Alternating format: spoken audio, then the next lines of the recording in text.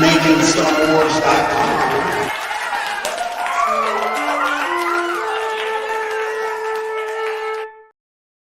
Hey everybody, how's it going? Hope everybody's having a good Sunday and relaxing and all that stuff. Cut out on Friday's show because I ended up staying up late for this one, for this stuff, and trying to catch a little bit of what was going on with Ahsoka this week. And I was checking it out and trying to just see what I could learn, if anything. And I'm not going to blow smoke here and say like, it was a lot, because it wasn't. I mean, thought they were filming at night, and then I was able to make it down to the night shoots. And so just really quickly, we'll just kind of get to the meat of it once again. Throw this up. You never know what you're gonna get when you do this stuff. So it's like high effort, little reward sometimes. But if it makes anybody excited about Ahsoka, or anybody who is just excited about the show and wants to see any little grain of sand, then here you go. And but this is out at the El Segundo set, and so they had this set up right here, and it was they were didn't seem like they were filming anything major, so this isn't the moment where something crazy happens. But for all I know, maybe you guys will be able to recognize what this could be a part of, or if it is a part of something. I mean, I kind of think it may be connected to the foot set from before, based off of it. It does look like it's maybe some kind of like fortress or something around there, but this was basically an entranceway, to the best of my knowledge, is what it sounded like. It was some kind of entrance, and a woman wanted entrance in, was asking to be let inside. That's what I could gather. It's really pretty far away from where I'm at. Like, that's my phone zooming, because I'm not paparazzi, unlike what they may say over there. But so that, like, these were like some of the best like shots I could get of what was going on there. And I have to admit, I'm making an assumption that it is Ahsoka whose voice I'm hearing. It was a very confident voice for what it's worth. It didn't sound timid. It didn't sound like it did sound slightly familiar, but that's not enough. That's like not good enough to say it was Ahsoka 1000%, but it probably was. But I mean, who knows, right? I mean, it could be Sabine, right? I mean, I don't know what she sounds like. So I'm just trying to be transparent with everybody, but there was a female voice wanting to be let in. And that was like the gist of what was going on in these small little things right here. But you could see a little bit more of the entranceway. And I wish I could have got a different shot of it, from a different angle. But really, like, this was like the best that I can do for where this particular setup happened. So when it's a really small piece of like, this is clearly going to be composited into a larger background or something. So it just kind of is what it is there. But I figured you guys would rather see it than not. So rather than keep it to myself, there's a couple little tidbits I'm keeping to myself for now, from what I think I might have learned from there, but it's so inconclusive, I don't want to get into it. And then maybe this report will link to something else down the road. So this is, I would call it a developing story potentially, but also might not go anywhere, because you never know what's going to happen.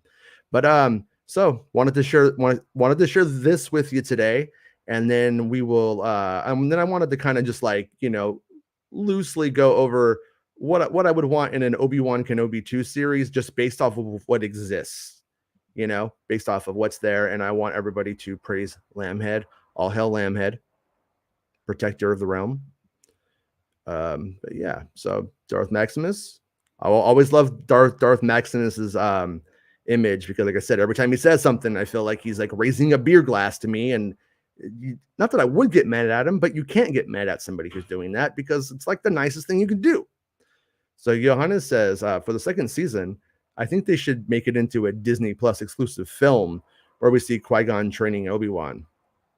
Yeah, in a lot of ways, I'm not against things that don't have theatrical value to them, you know, in a really big way. I'm not against them doing like films.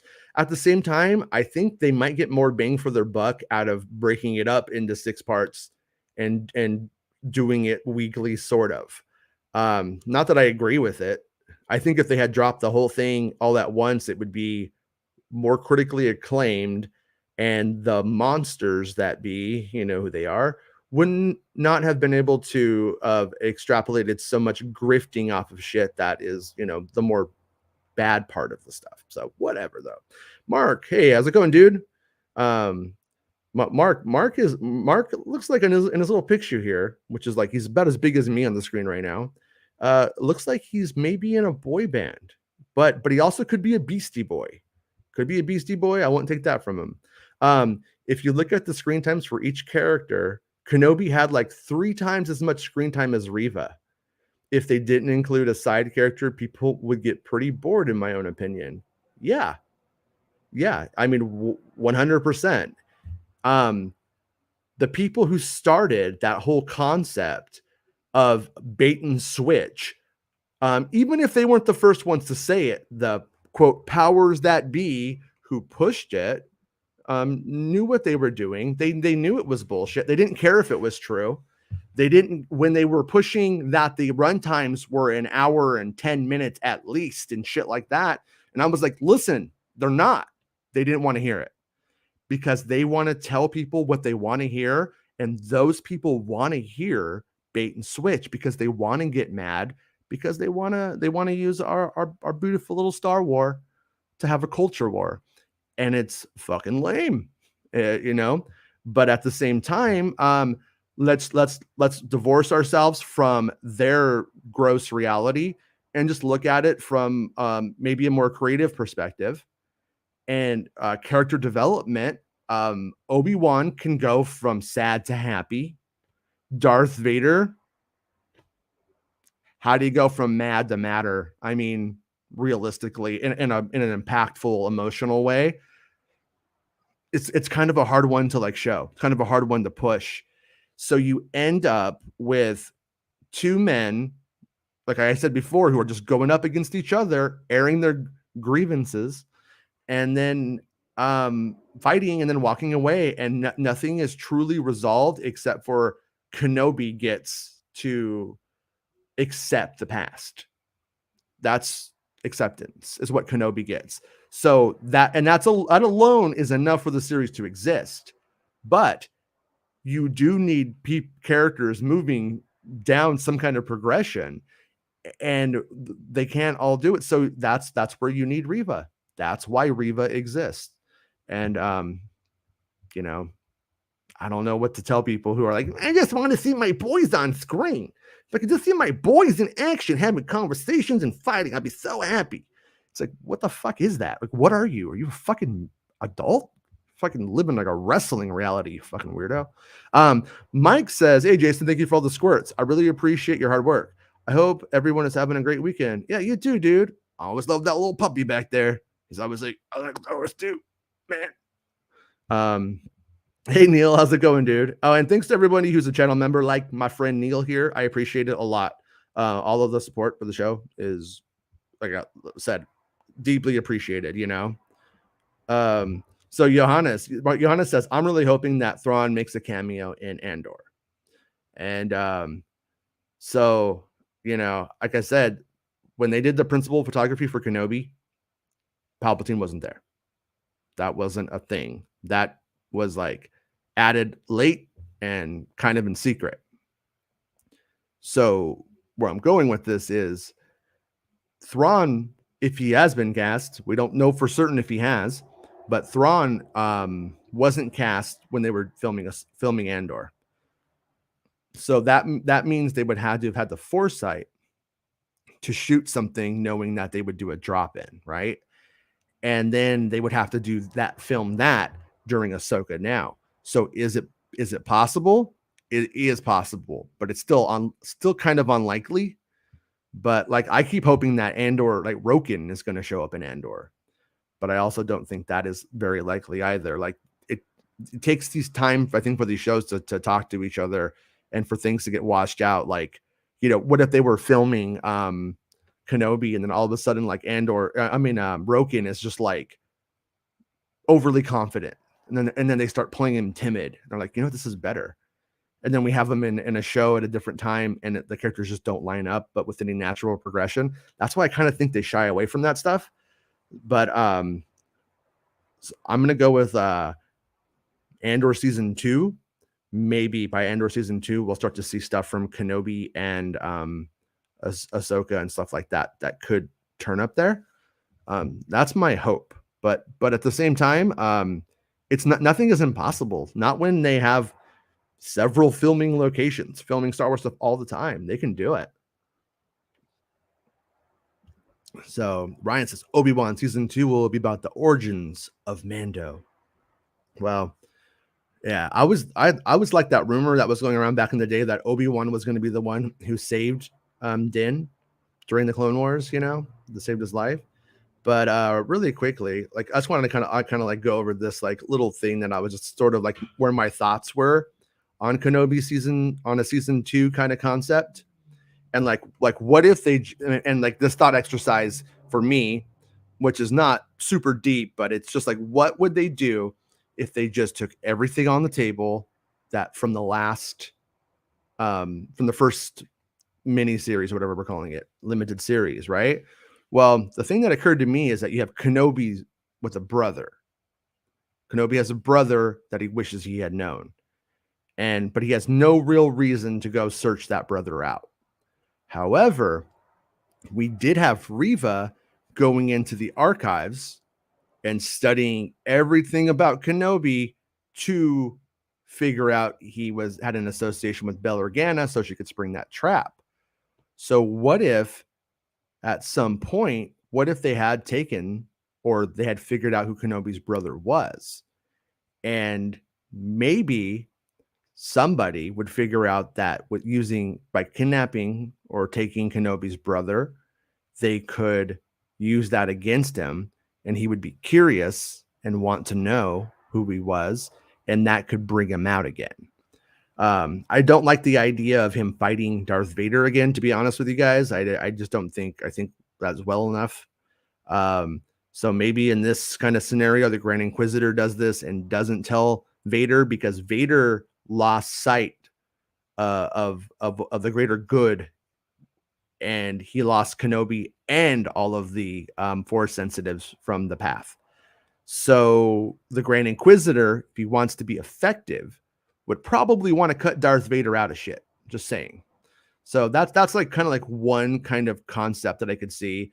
And then if they did take Kenobi's brother, or it was a thing, Reva might be the person to know, and that would allow Reva to come back in, and Reva knows where Kenobi generally is. She could be the thing that pulls him back, and and then you have other things like Roken's next move and the start of an insurgency, one that's proactive rather than reactive. The path is reactive. Bad policy has gone into play. They're murdering kids, and then they gotta save them, right? But they're reacting to the Empire.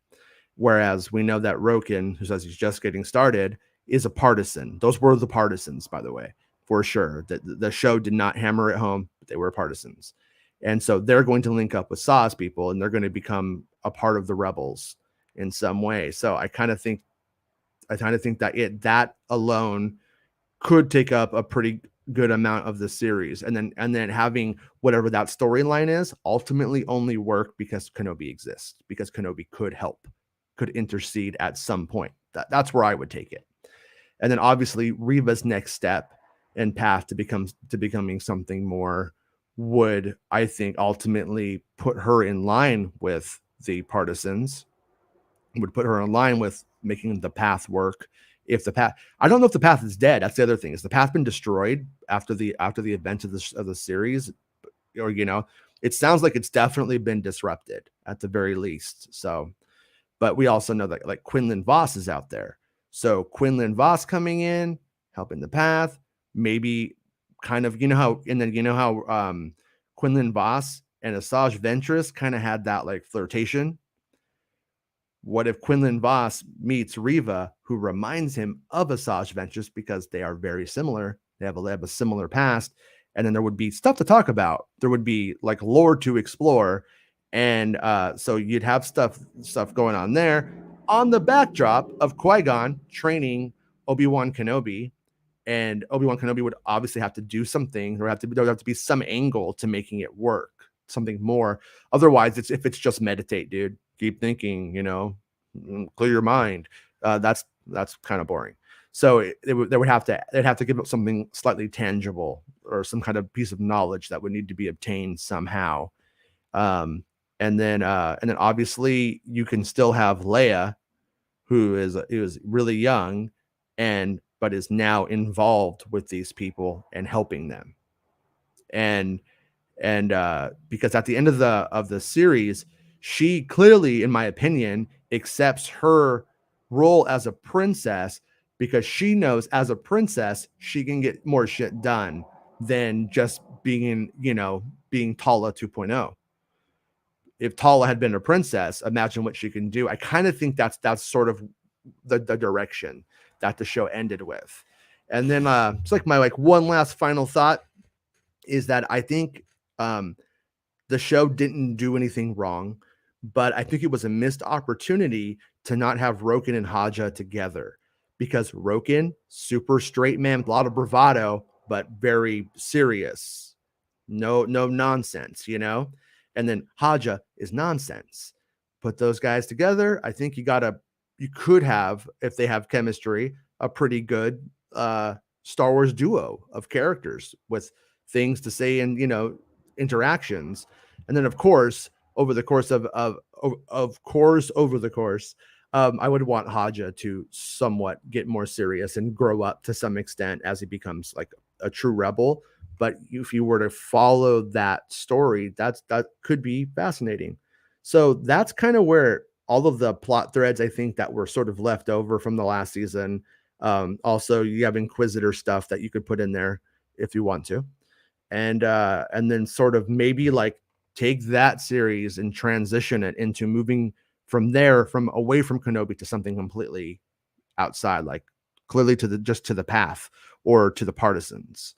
And then that's when you could start to bring in other big people like Forrest Whitaker or Saw Gerrera, and we could start to explore how we go from this humanitarian effort being very good to being like, you know what, we got to hit civilian targets in this instance and stuff like that. Like that could be fascinating, but also might be kind of covered in Andor to some extent, but we don't really know. There's a lot we don't know about Andor. I think Andor is going to remain a mystery, to be honest with everyone. And but it's gonna be fun because it's a spy mystery thriller. So it's gonna be kind of fun watching it unfold with everybody. That's what I think, anyways. So those are my thoughts, and you guys could tell me I'm dumb if you want, and tell me what you think too. Hey Jordan, how's it going? They brought back the blue screen. Oh, those blue screens. Oh man, they never go out of style down there.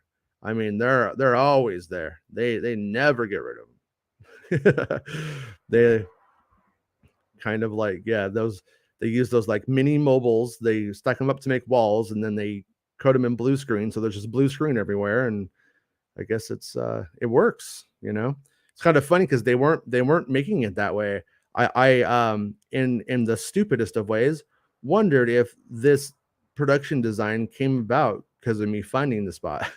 That might be a ridiculous notion. They might have always intended to do something like that, but that's not how they originally did it. They didn't originally do it that way.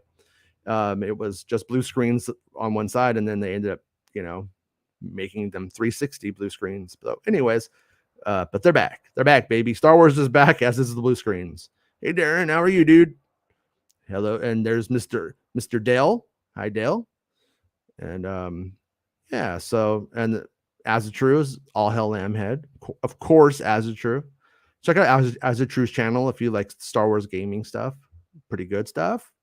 Yeah, and what else we got? Hey, Andrew, how are you? I'm all for a season 2. It would be great seeing Ewan back in the role and enjoying it. Just wondering what the stakes can be, considering they used all their Vader Anakin ammo in season 1. Yeah, that would be the I think that would be sort of the fun challenge of the season 2 is the fact that they've created great characters. I think they created interesting characters, and now they need to raise the stakes, not with a Darth Vader crutch. That's my take. The Darth Vader crutch, can't use it anymore. I don't want them to. If they have a really good idea, something outside the box that I never considered, and then I hear about it and I'm like, oh, okay, I would easily just go, okay. But most of the cool Vader, the checkboxy Vader stuff all happened too. Mask broken, most of it happened. I'm sure there's something that we could all find, but I don't know if it's enough to justify bringing Darth Vader and Obi-Wan Kenobi back together again.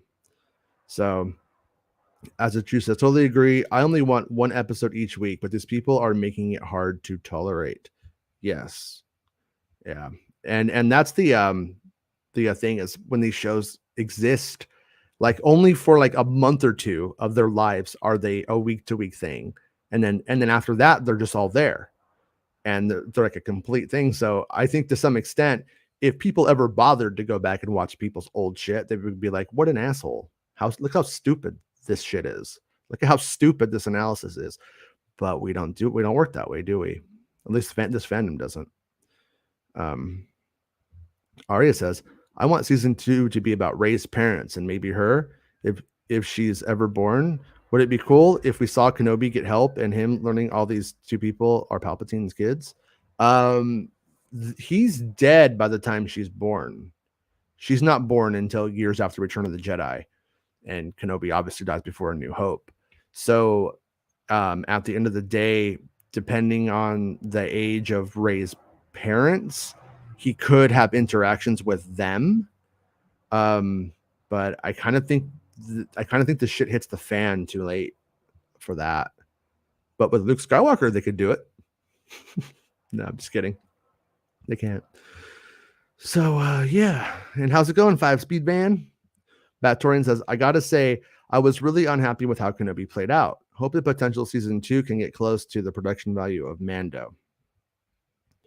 Yeah, that is my big critique of it, was just that the look of it could have looked better. A lot of the times it could have looked like a film and it didn't. And then, but at the same time, it's like being mad at a TV show for being a TV show. It's a TV show. Mandalorian, in a lot of ways, used and created environments that suited itself. Whereas Obi-Wan Kenobi had environments that were not suited for the volume, but they had to do it that way still to the best of their ability.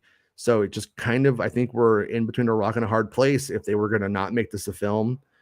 And I could tell you it was never going to happen as a film.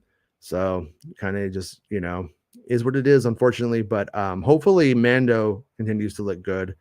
I think it will. And also I'm hoping that when Andor comes out and it looks really good, because it does seem like it looks good. Like I've seen so many of the sets and it's looked fucking fantastic and beautiful.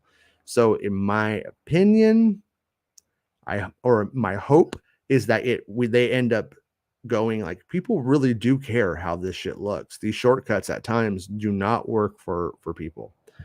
And it hurts our shows more than it helps us. But at the same time, Kenobi did really strong numbers, and that's what ultimately what matters. It's not Rotten Tomatoes, it's not what I say or what some hater says or anything like that. It's just, what are the numbers? That's what they, money talks and bullshit walks.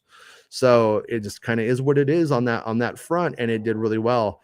So hopefully they didn't take away, oh geez, we could keep doing that like that. But Jimmy says, if there's anything I feel we can learn from recent history, it's that crazed, angry people love to rile themselves up with angry taglines that label their stance. Yeah, that's very true. And if there's anything that we should learn from the Star Wars side of things, and this is actually goes with the left and the right, they love to set fires and then step away from it and go, well, who did that? Who did that? Mark says, Oh, also Rotten Tomatoes reviewer score was changed from 67% to 83%. So actual reviewers were pretty happy about the series.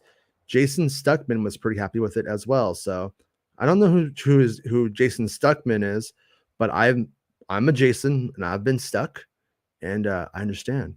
No, but I'm glad he liked it. Rotten Tomatoes, yeah, and it's like, Rotten Tomatoes stuff, it's like I don't know. It's weird. I don't know. I don't ever use Rotten Tomatoes to like ascertain if something is good. Like I guess like if you're into film enough, the reviewers you might want to go to see what they say, and because you kind of like know where you fall in line with them. And so I tend to do that more than being like, oh, what is Rotten Tomatoes saying? But clearly they like to use that as like a form of legitimacy, so they figure if they bomb it out with bots, then there you go. But that's once again, that's living in a fantasy because of something, it's like they want it to bomb because it's woke. But if it doesn't bomb and they consider it woke, then they're like, oh fuck, it's working, or something. I don't know. It's really strange, but it's definitely a way to be a liar and to live a lie. Because if something is really an 83% and you have it appearing to be 62%, it's still a fucking 83%. So um, Neil says started reading Catalyst. Seems like some of that content would be featured in Andor, especially since we know about Masamita's inclusion.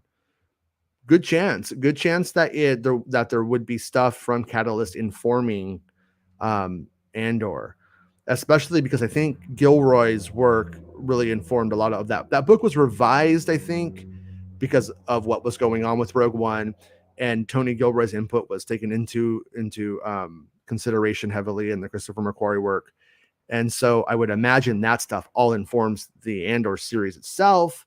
So there's a good chance these things either line up really well or that they do straight up talk to each other.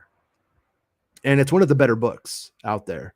Catalyst, if my Star Wars bookshelf was on fire, and I would probably grab Catalyst and Bloodline and Lost Stars and then be like, well, never going to read those other ones again anyway. That's probably where I would be at it. So I think you will have a good time reading that one. Mark says fans are already putting up really big expectations for Andor, Vader cameos, Obi-Wan cameo, etc. I think it's just unrealistic at this point that fans want this much fan service. Yeah, I mean it's like the part of the problem is that it's like it's clickbaity in the true sense of the word. Like if I heard today Chewbacca was in Andor, right?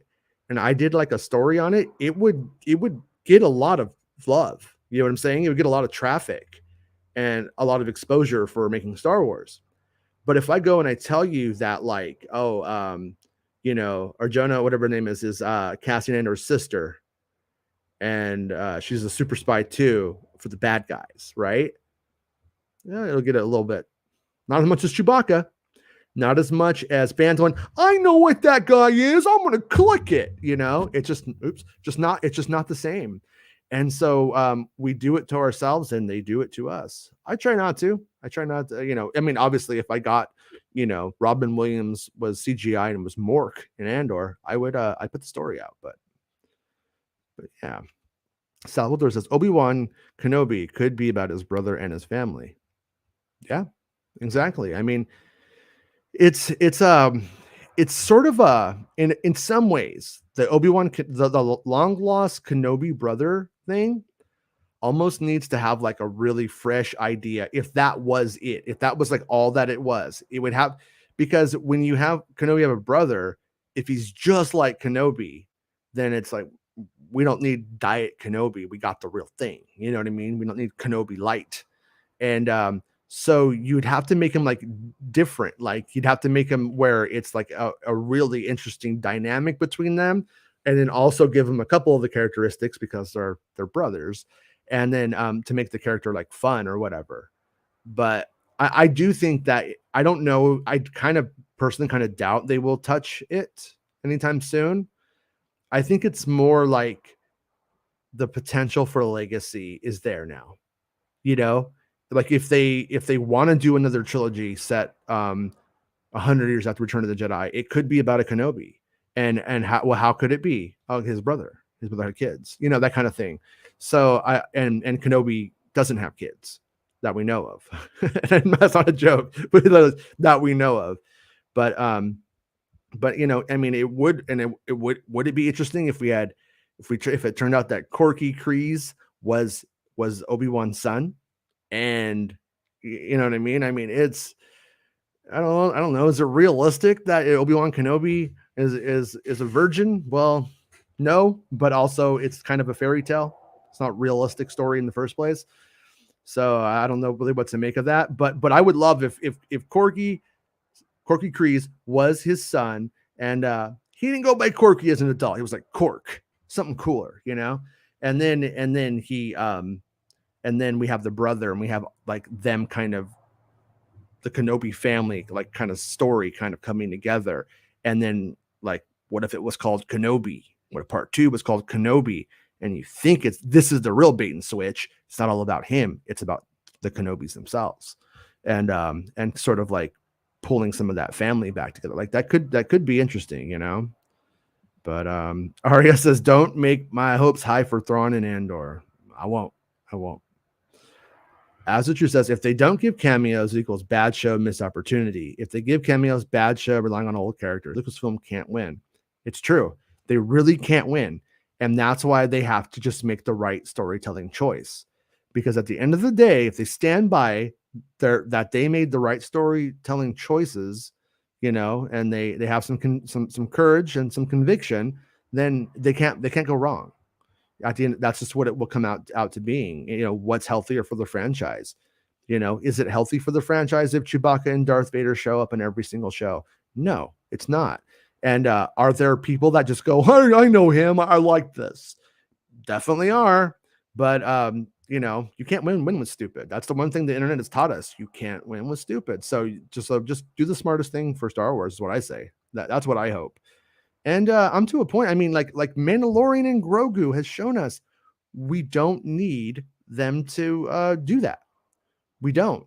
If you give people characters outside of things that they know, they will fall in love with the new characters if they're well done, if they're written well, or if they're just endearing. It's hard to say Grogu's written well, but he's very endearing.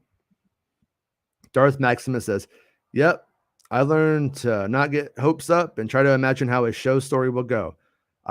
Jason, wait and listen to Jason, and I'm not disappointed. Nice. Thanks, man. Yeah, that's kind of my take. That's why obviously, like, there's things I want, but like people have I think fans have a hard time coming to the conclusion or to the realization that you can imagine a really cool moment, but getting there could be tedious and ultimately not worth it. And then the moments after, not worth it. That's where Lucasfilm finds themselves. That's the situation that they find themselves in. And like around 2019, I heard stuff about Cody and the Kenobi series. And that was ultimately what the conclusion was. The juice wasn't worth the squeeze. Anakin was. With Cody, there wasn't a lot there. Would I love to see the conversation between Cody and Obi-Wan? Yeah. But once you getting there, it's not that fun. And then afterwards, now what? They can't really do anything. So that's where you could stage a really cool moment in your mind, but the rest of it you got to do too. And that's what Lucasfilm's job is, to do the rest. And so that's why, there are times though when you're like, man, you could have made this so-and-so character, and they totally could have, and they just didn't. But it is what it is.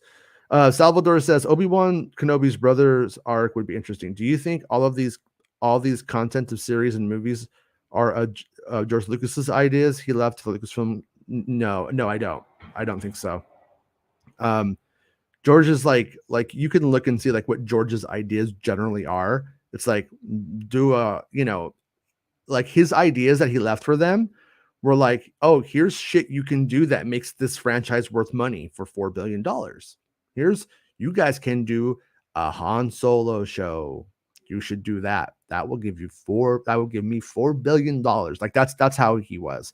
And his stuff, like his ideas, like for the sequel trilogy stuff, they're like bullet points. Like it's not, he didn't really do that much. He didn't have that much. It wasn't that deep. And you can see his notes from like before the Disney stuff, where it's like, one of them's like an anthropological Wookiee movie, where he just like wanted to go out into the wilderness with Wookiees and make a fake documentary, anthropological documentary on Wookiees or something like that. Like they're really like half baked, their ideas, but there's not a lot there. And the thing with Lucas is that he would usually have like an idea kind of left field, and then he would put in like a challenge to the story to make it come out in a way you would not have imagined. And I think that kind of methodology works well if you're doing it to yourself, because then you ultimately like know what you can contend with. But like on the sequel trilogy, like with this like micro universe and stuff, and then it's like, JJ, go make that. That's just not, like was never going to work. But did he tell them they could do a Kenobi story?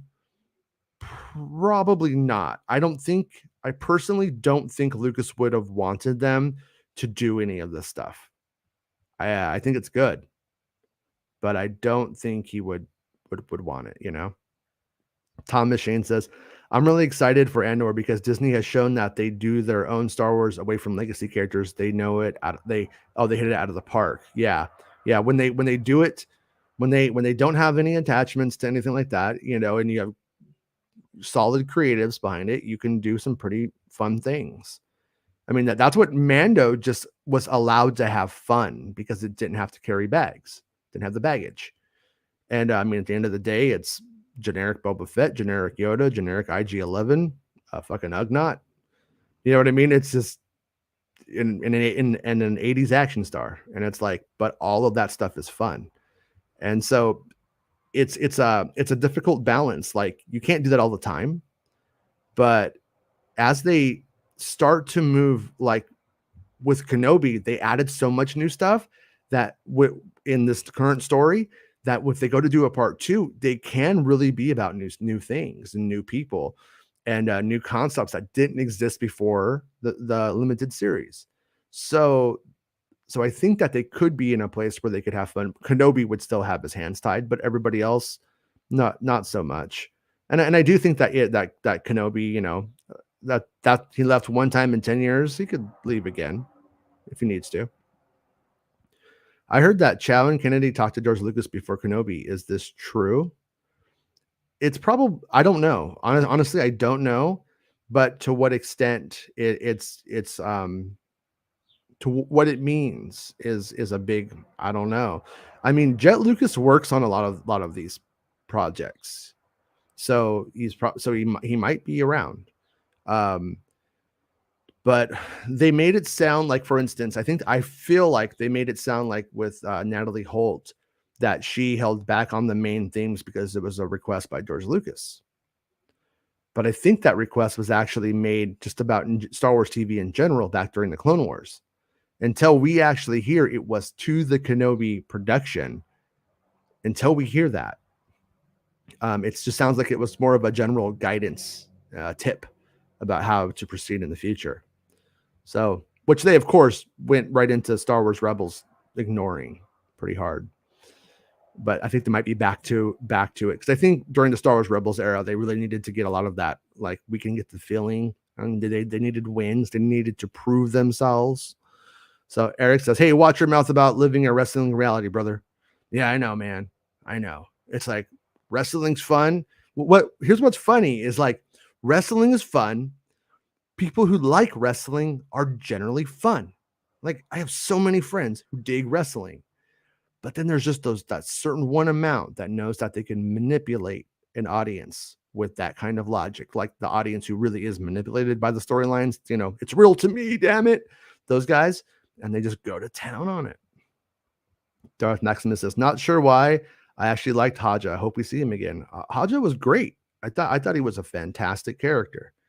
I think it was fun. I think there was so much good stuff in the writing. I mean, down to I love like just the subtle moments of him saying, "I'm not a babysitter," which is what a Jedi is. in this instance, especially. Like he's just the fakest Jedi across the board, but it was a good time, and I hope we get to see him again. Neil says the 3PO line, "There'll be no escape for the princess this time," and A New Hope holds a different meaning for me now. Kenobi explains those other escapes. Yeah, I mean it's one that you could think of if you want to now. It's in the lexicon of Leia adventures, but same time, if you have some favorite adventure in a comic book or a novel or something like that, you could think of that one too. But yeah, but that's like true. There's a meme that right now I put it on Twitter, and I think it went to the Discord, and it's like Luke Skywalker saying you told me Vader betrayed and murdered my father, and then it's Kenobi, and he's like, that's literally what he told me, because of the series when he's like, I killed Anakin Skywalker. So it's pretty good. Andor is my most anticipated show after Tales of the Jedi and The Bad Batch. Yeah, Andor is going to be fun.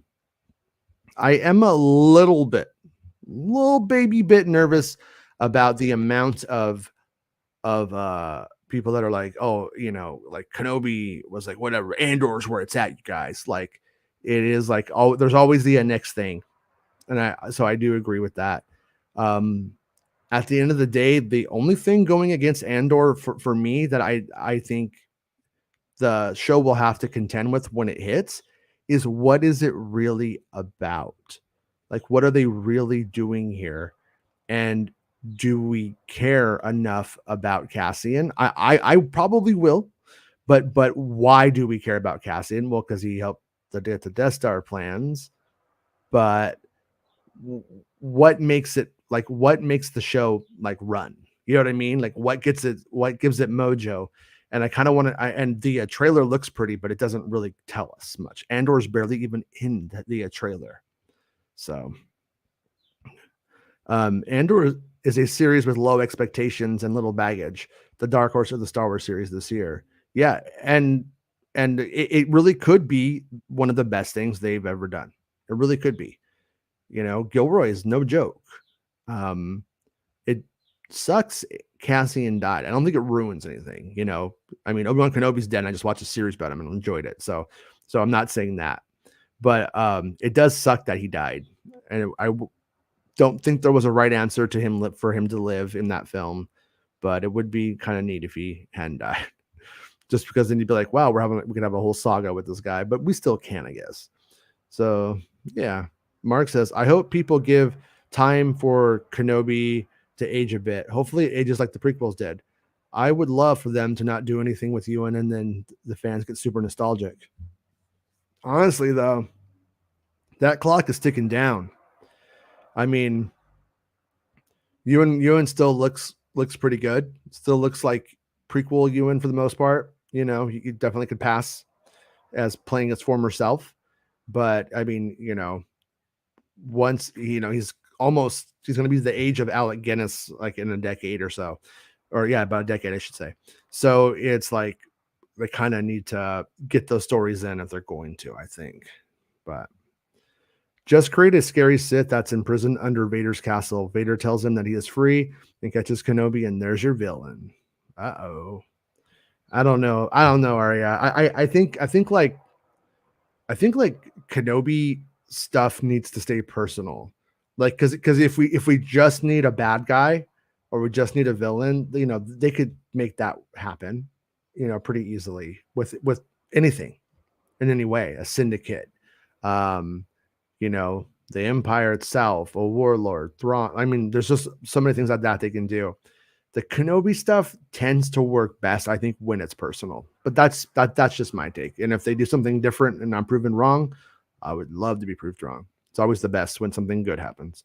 To be honest, Jason, I don't think watching all 6 episodes of Kenobi in one session makes it any better. Really? Is it? It really does. It really does for me. The forward momentum helps me. But maybe it just doesn't work for you, man. And if something really isn't working for you, like nothing's going to change that. But hopefully it does. Hopefully you're having fun either way. Hey Blake, hey Jason, still over the moon with the Kenobi finale. Can't stop thinking about it. Yeah, I know. I love it too, man. I just keep putting it on and like letting it play, and I dig it. Hey, Philly. I think one season was enough. Kenobi and Vader's arc was well developed, in my own opinion, and I don't see it going any further. It seems everything was all tied up other than Qui-Gon appearing at the end. Yeah, I mean, you have characters who are alive and, Kenobi still exists, but I do think the Vader Kenobi storyline should stay at that for the most part until A New Hope. And what could be interesting if they do anything else, if like Vader's convinced he's out there, but everyone else is like, dude, you're crazy, because that's kind of how he's treated in A New Hope. Neil says Disney got to get their alien situation squared away. It seems minor, but watch A New Hope and note the diversity of species. It's integral to the feel of Star Wars. Don't they have a warehouse full of those costumes? So one thing I always heard was, when you're filming aliens in Star Wars, it's tricky because when you have like the cantina, people are sat down like in a space, right? So like that's one way of getting a lot of diversity. But when you have people in the costumes out in the hot sun with low visibility, you'll notice most of the time it will be a human with an alien, and they're like together, and it could be a beautiful image of interspecies communication and love. Look at what Star Wars tells us. But the true logistical thing is that they don't know where they're going and they're very hot, so they need a handler. So I think that's kind of one of the things that we kind of go up against here, is we're doing smaller scale Star Wars in smaller locations. And so you're still going to have that ratio. And I think in the small enclosed spaces, I think it comes off as less alien like. I don't have big problems with the look in Kenobi overall, but I have felt that way at other times in the other shows. Hey, Luz, how are you? Who cares about Rotten Tomato scores? Fair point. Look how I love the prequels in both user and critic ratings. I love the prequels. Yeah.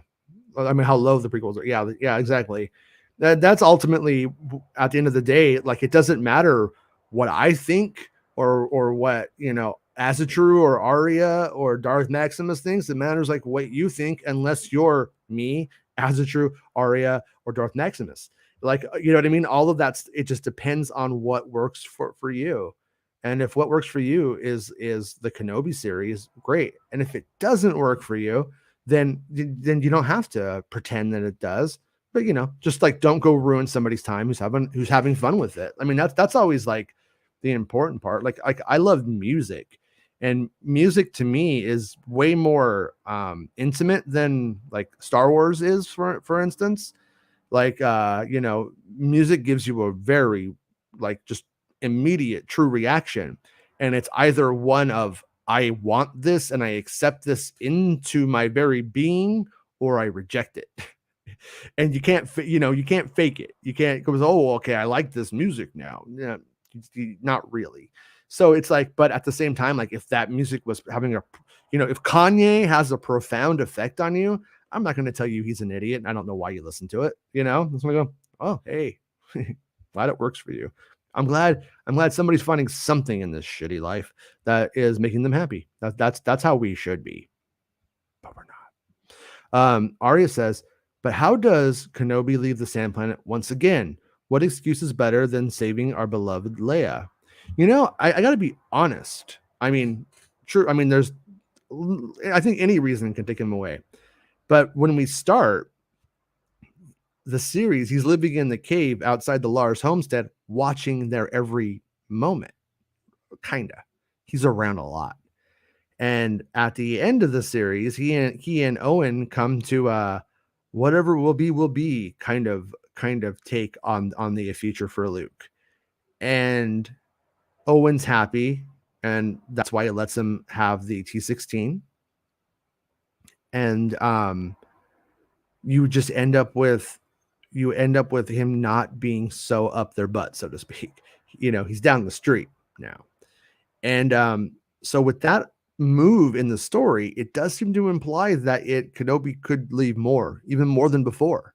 I mean, I almost feel like they kind of wrote themselves that opening, maybe.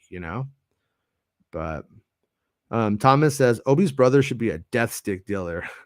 Last night, me and my son were watching Weekend at Obi's by the Arlnauts, and there's this moment where Kenobi goes in and he sees Ellen Sleaze-Pagano, I think is his name, and the death sticks guy, and he says, "You're gonna go home and kill yourself." To him. It's so crazy, but it was so funny. My 8-year-old was in tears laughing and kept rewinding it because he thought it was the funniest thing in the world. Real Champa says season 2 Kenobi should be a gay love story between Kenobi and Qui-Gon. Hey, why not? I mean, they're two consenting men in the desert, and if they want to do what they want to do, I'm not here to judge them.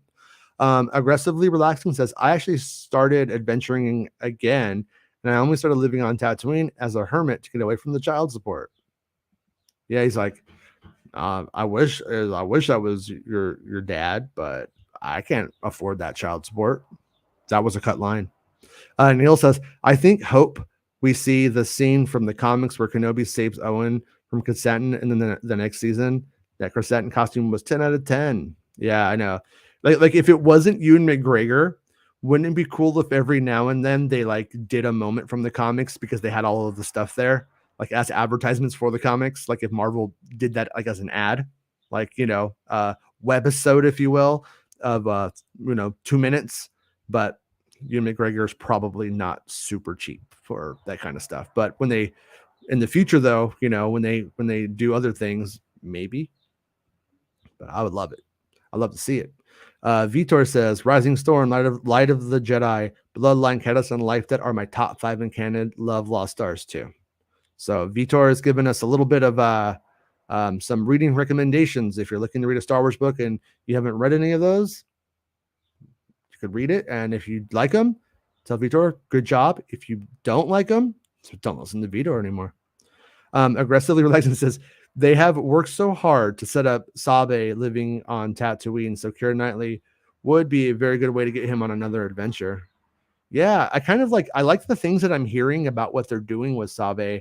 It would be kind of cool to get Keira Knightley, in and to do a Sabe story because she was there for a lot of that stuff, and then they're kind of giving her a cool backstory. I guess the comic books are doing it, but wouldn't mind seeing Keira Knightley in Star Wars. Arya says, didn't you know that Benedict Cumberbatch was on set wearing blue paint on his face? Gotta be Thrawn confirmed. Oh, no, it's actually a Smurfs remake. He was doing reshoots on the Smurfs movie. Hey, Eldred, how are you, dude? Fans get carried away far too much expectations and end up disappointed because things didn't happen based inside their heads. That's true. It's true. It's always a complicated line of where is the fan responsible for bumming themselves out. But that's why I like spoilers, because I'm never really bummed out. I know what to expect. My expectations are firmly in check. As the truth says, some fans think Kenobi was bad because it did not have Clone Wars armor flashbacks, Maul, Padme, Cody, etc. Yeah. I mean, greatest hits of what you liked in Star Wars showing up in things, just it would be weak, and then people would be, and then those people would be like, oh, they did it and they didn't do it right. They didn't do it good. And it's just like, things need the story has its wants. The story has its desires, and the story needs to go where the story wants to go. And ultimately, I believe something like Book of Boba Fett's what happens when you realize that you could appease a bunch of people, but also don't listen to what the story wants, what the story needs. David says, midnight tonight, the Kenobi soundtrack should drop. Yeah, I'm kind of interested when it hits. I think it's going to be on Spotify and Apple Music, right? And I want to just put it on like while I'm playing video games or something, and kind of like take it in and see like, is this evoking the series to me? Stuff like that, but yeah, we'll have to see. But yeah, they're never gonna put Maul in the Kenobi series because it would not make any sense. They would have to. What the only way I could see putting Maul in the Kenobi series would be if in his training he starts to have visions of things, and then how like Luke goes to Exegol and sees Anakin fighting the Wraiths in that new book, something like that. Avatars of evil taking the forms of his past foes or something. But hey, Team DJI, well, you could always scroll back, you know, good. You don't have to, but everybody watching, if you would like the video, that would be badass. I'd appreciate that a lot. And subscribe to the channel with that bell on so you know when I go live, like on Sundays randomly. But if you're having a bad time, I don't blame you for not. Mark says, well, Tony Gilroy, Andor showrunner, said Andor will mess with canon. Time for all the Star Wars channels to pile on top of the show. Yeah, well, what he was saying was that if there are assumptions, and they have changed the assumptions, and that's always completely fair. In fact, I'd even say it's integral to interesting storytelling, circumventing like the and moving expectations and then playing with them is really important. Otherwise it's just like predictable, but there are aspects of the rebellion that like we just assumed were one way. And I'm going to guess that like he's talking about the how it formed up. And I think we might in maybe even what he's talking about we saw in Andor, because you have like all in Rogue One. Remember in Rogue One, they don't want to act. You have like all these different groups at this table and they won't act. And then it's not until the people that are involved with it go and form up Rogue One and are like, we've done terrible things to make this work, and stuff like that, that it's on. That's when it becomes like a hot war instead of a cold war for the insurgency. And I think that it's probably related to things on that front, like Mon Mothma kind of stuff, maybe.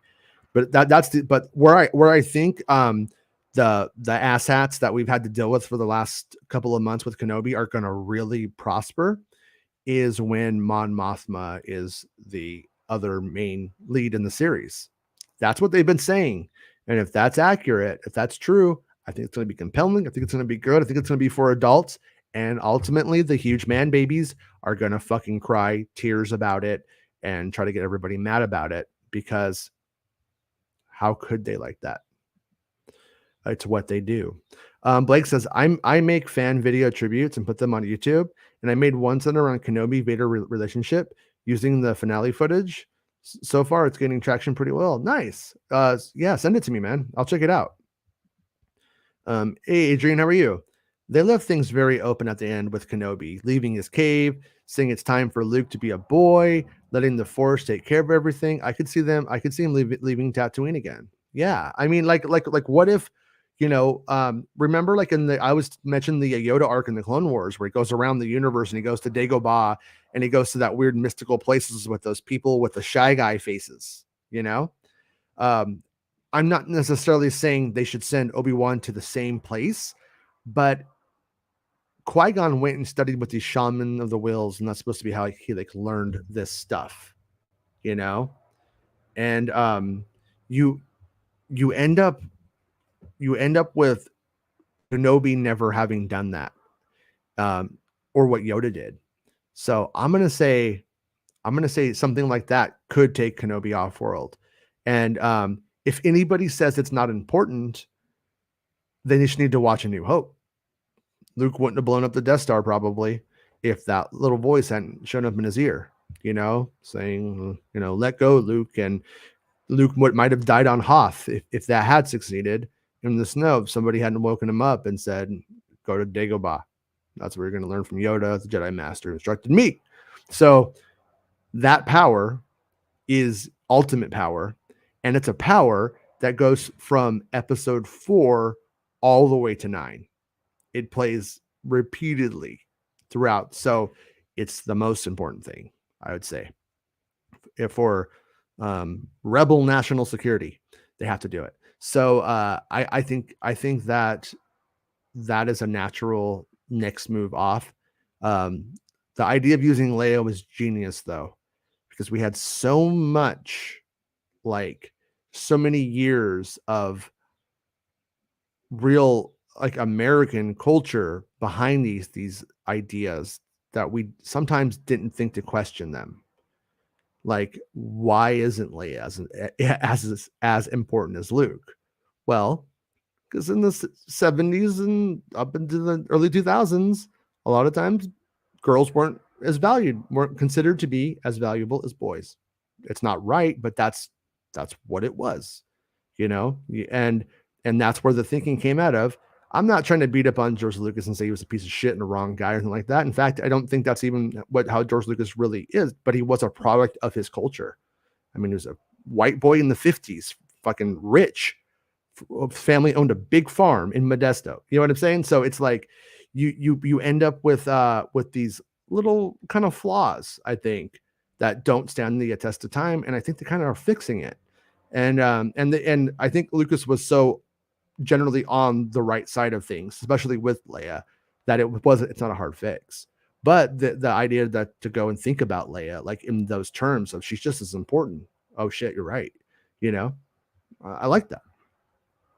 Hey, Sean, why do people say Disney laugh out loud? Disney doesn't make Star Wars. Lucasfilm does laugh out loud. Disney may provide some notes on things they'd like to see, but ultimately it's Lucasfilm that is responsible. It's true. But it also, where does a corporation really start and end when it owns everything under a monopoly and it's the same goals, you know what I mean? Like for instance, when they were marketing the sequel trilogy, it was the Marvel people who mostly did it. That's the Lucasfilm went off of their suggestions and then we go over to the Marvel people. And I think they kind of fucked it up more than they helped a lot of times, to be honest with you, surprisingly. Turns out marketing Star Wars is not the same as Marvel. But yeah, but it's we're splitting hairs to like some extent. But yeah, it's like really, I mean, I think ultimately it should just be looked at as this last era of Star Wars. I feel like we're in like the second era of post George Lucas Star Wars right now. But yeah. Arya says during Kenobi, 87% of the aliens were from episode 9's production. They just took them from that film, and I verified them as well. They could have flooded with airlines, but oh well. Yeah, yeah. I know they shipped a lot of stuff over for like Mando from Solo with like stormtroopers and aliens and stuff. And when they were filming Mando 3, Molech's speeder was out there, so I guess they shipped that over too. But yeah, it is. There's a lot of reuse stuff for sure. Hey, King Chris, how are you doing? All hail the king, but Lambhead as well. Hey, Don, what if his brother became an Imperial officer or a separatist? That'd be fun, right? What if Kenobi had been fighting his brother and didn't even know it for like a long time? It was like a big general, you know? Aileen says, I just realized something. All the events that is happening in Kenobi and beyond will eventually lead to the rise of the First Order, Rey becoming a Palpatine and then a Skywalker. Yeah, maybe. Does Andor have a bad guy? And if so, who is it? Exactly. I've heard a couple of things, that like I need there's I don't have big stories in Andor. I don't want to mislead anybody. But there is something I just need to get verified. If I get this one thing verified, it would lead to a lot of like interesting like tidbits, if you will. So, but it's a hard one. I've already put out part of it, but I need it verified, and it hasn't been. And the trailer didn't verify it, but the trailer verified the locations. So it's a weird one. Luis says, "Is Owen Kenobi's brother for you, Jason? Is Owen Kenobi's? Oh, so you're saying is in the expanded universe, what had happened was in the novel of Return of the Jedi, the novelization had Uncle Owen being Obi-Wan's brother, and that was like their like connection, right? And it was like the idea was like he went to be a Jedi. Owen didn't. He was a farmer, and then he just saw the bad stuff that happened, and then had to take care of Luke, and just kind of was what it was. And then George Lucas came in, did episode 2, made Owen Anakin's stepbrother. So it was actually like he was his uncle by marriage. And so then you have these lines in books that don't make sense anymore. And so then eventually somebody else wrote a book. I can't remember which one it was now, but they said, oh, yeah, he has a brother and his name is Owen as well. So there's just 2 Owens. But not a big fan of that kind of stuff in the end because it gets really confusing. Like even there being Ben Solo and Ben Kenobi could be confusing in the wrong context, but luckily they're separated by eras. But since both Owens would exist in the same era, not a fan of that happening in the same story personally, or in a story where they both exist. I think it would just be ultimately be more confusing. Darth Maximus says, I think Agent Kallus is the one you're thinking of. Former ISB agent becomes Fulcrum in Rebels.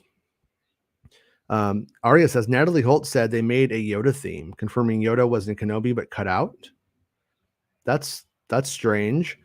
Like I said, I thought I saw the old Frank Oz, but then I was later on was confirmed to me that I thought Frank Oz might have been coming towards the back end of things, and as time went on, they were said no, we didn't do any Yoda. So I'm not sure what that could have been. If you remember that when they were filming in Los Angeles at one of the Cal State schools, they filmed in a swimming pool area, and I think that must have been for when Kenobi is coming out of the water, on Nur when he goes up the hatch. That's what and we were wondering if that was for Dagobah stuff back then. Jordan says, do you think COVID had an effect on the production of Kenobi? I was a little surprised with the absence of the de-aging technology during it and wonder if COVID possibly impacted the budget. I haven't heard anything specifically about that. COVID was truly a thing. It was a hurdle, but also not their first necessarily like their first rodeo down there, during COVID, not like Book of Boba Fett where it was like in the true thick of it. So I'm not completely sure as to how it did. The de-aging stuff, I think they just decided to go with a different method instead of going with the full de-aging. I think they had it on the table, just decided it wasn't what they wanted to do. It doesn't ruin it for me, but do I think it probably would have been better if they had done that? Probably. On the other hand, and you can justify it to yourself if it bothers you, that it's a memory. So like Anakin doesn't have a scar when he goes to kill Reva. That's a continuity error. Reva didn't notice he had a scar. She doesn't remember it. Like that's how I'm justifying it to myself. On the other hand, though, if they want to tell any Clone Wars movies, make any Clone Wars movies or stories, and we see them like this and people buy it, maybe they can do it. Maybe they'll just do it. Maybe it'll make it more possible. I don't know. But I would prefer they deep fake it a little bit, I wouldn't be against it. I would prefer it. Neil says, unlike Bando, they had to pay Ewan as lead actor and exec producer. That can't be cheap and had to factor into their budget significantly. I don't know if it was significant. I'm not sure. I don't know how, Ewan McGregor's been doing TV recently. He did Fargo and stuff. So we know he's not necessarily working, he's not like the highest paid actor in Hollywood. I don't really know how much he makes. I don't pay attention to that stuff too much. He hasn't been a leading man in Hollywood in quite a while. It's not like a dig on him, but we haven't seen too many things where he's like the big in a big movie. Like he did the Shining sequel and it did all right, but it didn't really feel like it was Ewan pushing that forward. So I don't know how much he makes. I should look into that. But they probably made a deal for a film or films, and then they probably had to renegotiate it down and change it once it became the series, and that's probably when he became executive producer. But I don't know this. I'm theorizing. I may be completely off base here. Arya says, Have a strong feeling that Bespin got Andor information that he, of course, is sitting on classic Bespin. Maybe. I don't know. Well, to see. I don't want to say anything. Tim Roberts. How's it going, Tim? I want a horror Vader series where he follows a Jedi and Vader's like a horror villain, pops out and slaughters him. Yeah, I would love for them to experiment with that genre, like up front. You know, like wouldn't it be rad if we got a Star Wars horror film that wasn't just cheese, but it was like a real attempt at a horror film, whether it was, you know, with like Ghost or, you know, the zombie thing is the obvious one, but I think that's the least inspired one to me at this point in time in this era. But I would love if, like in October, we had a Halloween Star Wars special, if you will. Chris says, I always heard that George's original plan for a sequel trilogy was going to focus on Leia and her role in the Skywalker lineage. Yeah, it was going to be that it like Lucas's twist was that Leia was the real chosen one. At the end of the day, she was the one that was going to bring balance to the Force, and how she did it was going to, you know, probably be through birthing Ben Solo or that character and that kind of stuff. So, yeah, real woke, right? Disney's woke. I don't know. Might want to look back on it. Might be George Lucas himself. Oh, thank you, Neil. I appreciate the support, dude, and also the avatar is pretty rad. But I think we're going to thank you, Neil. Neil says thanks for the weekend show. I appreciate it, man. Yeah, and I'll be back tomorrow at 11 a.m. Pacific Standard Time. I'm gonna go enjoy the rest of my Sunday, relax for a little bit, and recuperate. And then I'll be back tomorrow at 11 a.m. Pacific Standard Time with old man Roberts. And we'll be talking about the news of the day and any developments that may have happened. Maybe Bespin Bulletin got off his ass and dropped something. But it'll be a good time. So I'll see everybody tomorrow. Have a good weekend. Rest up and be cool. And I'll see you guys next time. Like the video, subscribe to the channel, ring the dumb bell, leave comments, all that jazz. I'll see you guys soon. End. It's the end of the show. Come on, let's go. Hey! It's the end of the show. Come on, let's go. Hey! It's the end of the show. Come on, let's go. Hey! You know you should go. Come on, let's go. It's not about spaceships.